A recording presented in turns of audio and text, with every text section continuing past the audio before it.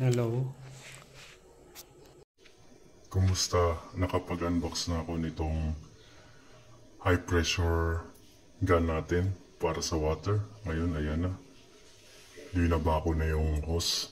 Ito, sa laman ng plastic, merong filter screen, kung tawagin. At yung hose, ito, mukha siyang baril, di ba? Yan. Hindi yan nakakamatay. At, wait lang. Ano gagawin ko sa susunod?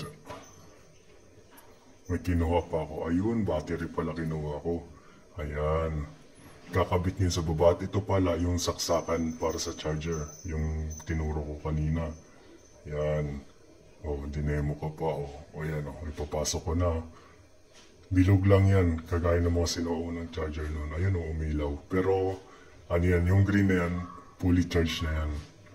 So, kapag wala na yung ilaw na yun, charge nyo lang ulit. Ayan.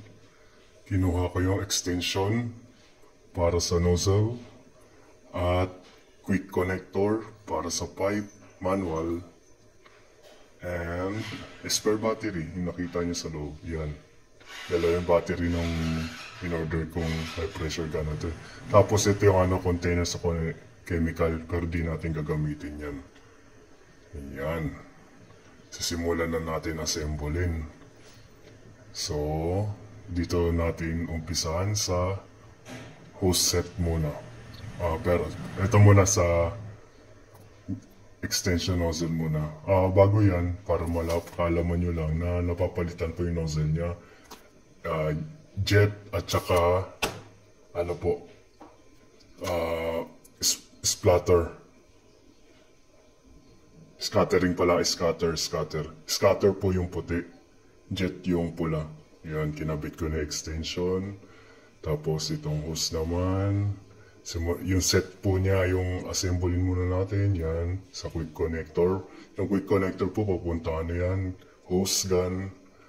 Tapos yung filter screen, suction filter. Yan, kabit na natin. Medyo matagal po yan kasi makunat po yung hose natin. Tapos, kakabit na po natin yung battery.